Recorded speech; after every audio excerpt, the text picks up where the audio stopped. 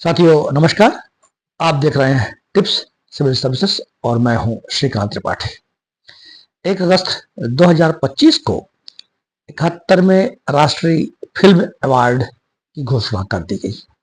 यह राष्ट्रीय film award वर्ष 2023 के लिए जो फिल्में सर्टिफाइड हुई थी उनमें जो सर्वश्रेष्ठ फिल्में थी, अभिनेता, अभिनेत्री, निर्देशक, कोरियोग्राफर्स, उन सबको ये जो नेशनल अवार्ड है वो प्रत्येक वर्ष दिया जाता है।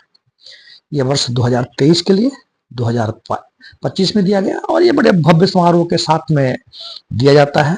राष्ट्रपति भवन में दिया जाता है और इस बार भी दिया गया है। दरअसल आज नेशनल अवार्ड जो ये फिल्मों के लिए दिया जाता है इसका अपना एक लंबा इतिहास है।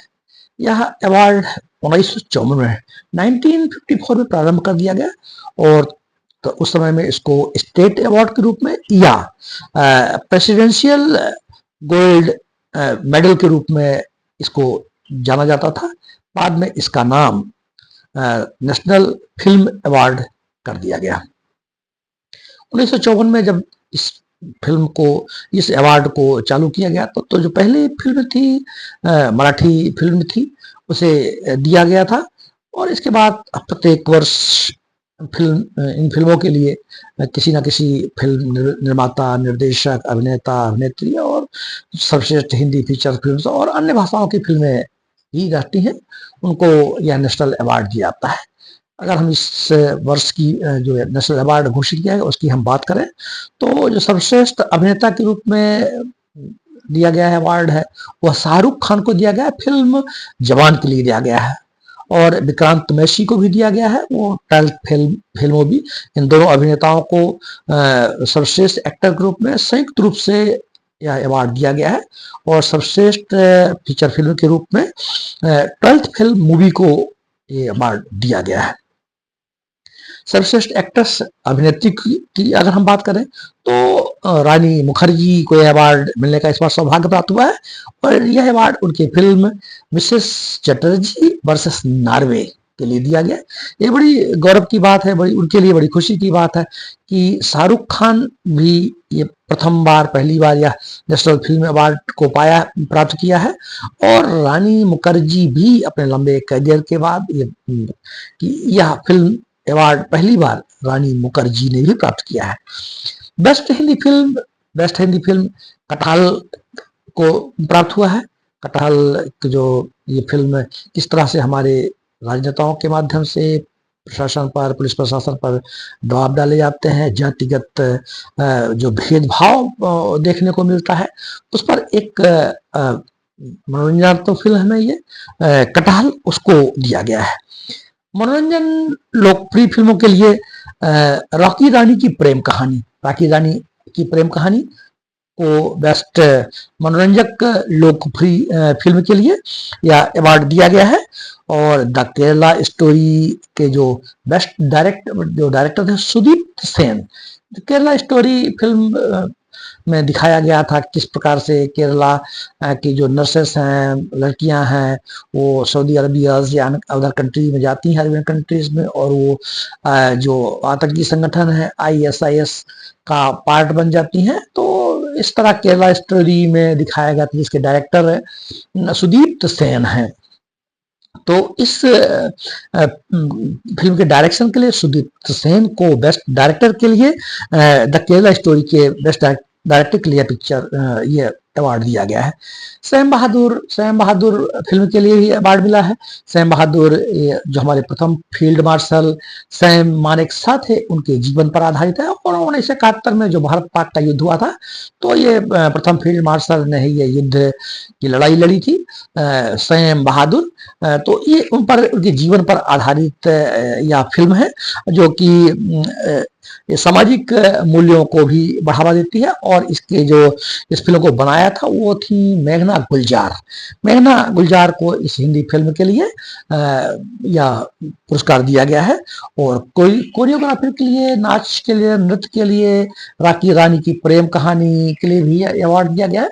और जो अवार्ड इस बार नेशनल अवार्ड दिए गए हैं तो सभी फिल्मों की और अभिनेताओं की, शाहरुख खान ने जवान मूवी को किया, उसमें एक महिला जो जेल थी उसके वो जेलर के रूप में अपनी भूमिका अदा की, और किसानों की समस्याओं को उठाया, राजनीतिक मुद्दे उठाए, जो किसानों की जो ऋण की समस्याएं हैं उनको उठाया, और महिला सशक्तिकरण के जो मुद्दे थे ये भी जवान फिल्म में देखने को मिलता है।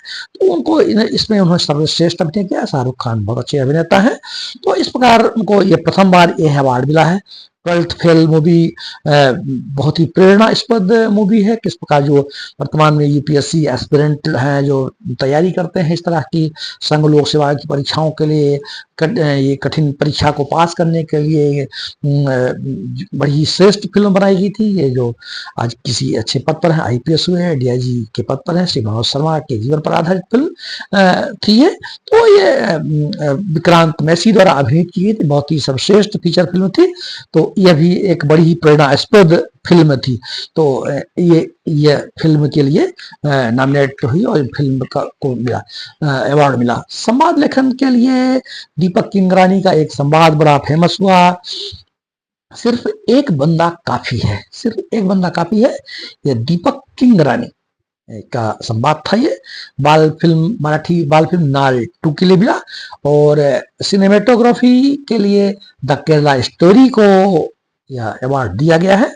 कॉस्ट्यूम डिजाइन में सैम बहादुर की फिल्म में जो कॉस्ट्यूम डिजाइनिंग, जो कपड़े का परिधान का जो पहनावा है कॉस्ट्यूम डिजाइन के लिए, सैम बहादुर की फिल्म को ही मिला है, जिसमें सचिन लेवालेकर, दिव्या गंभीर और निधि कॉस्ट्यूम डिजाइन किया था। और शॉर्ट फिल्म में गिद्ध द स्केंजर को यह अवार्ड दिया गया है। तो इस तरह 1954 से लेकर के अब तक की इस फिल्म ने 71वीं कड़ी, इस अवार्ड ने 71वीं कड़ी जीत ली। इसमें इस कड़ी में शबाना आजमी को सबसे अधिक, इस कई बार मतलब लगभग 5 बार उनको शबाना आजमी को यहाँ पे अवार्ड दिया गया। अमिताभ बच्चन जी को, कमल हसन जी को सर्वश्रेष्ठ अभिनेता के रूप में यह पुरस्कार 4 से 5 बार अमिताभ बच्चन जी को और कमल हसन को प्राप्त हुआ। सर्वश्रेष्ठ निर्देशक के रूप में सत्यजीत रे को 6 बार यह अवार्ड मिला। सर्वश्रेष्ठ गायन के लिए, संगीत के लिए AR रहमान और इलैया राजा को 6 बार 6 टाइम्स यह अवार्ड दिया गया।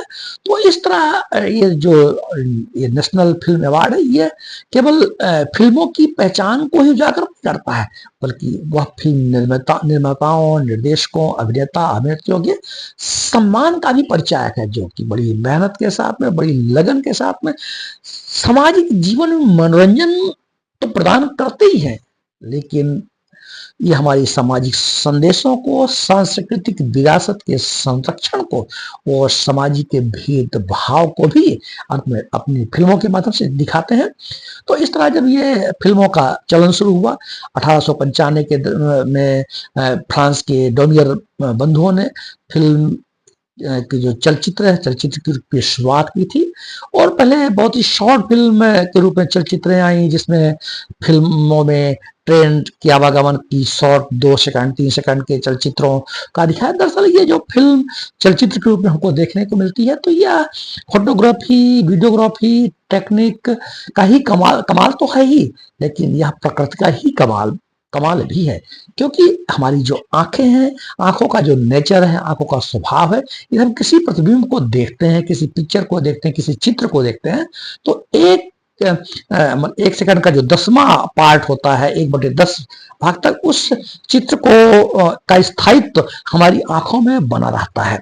इसलिए 1/10 सेकंड के बाद का जो पार्ट है, उसके बाद अगर कोई चित्र आंखों के सामने आता है, अगर इन चित्रों को जल्दी दिखाया जाए, तो ये चित्र हमको चलचित्र के रूप में, चलते हुए चित्र के रूप में देखने को मिलते हैं। इसको इस रूप में हम समझ सकते हैं कि यदि जो चित्रों वाली जो कापियां होती हैं, नोटबुक होती है, सिर्फ चित्र बने होते हैं, तो अगर उनको बहुत उस पन्नों को जल्दी पलटा जाए तो हमको चित्र चलते हुए प्रतीत होते हैं।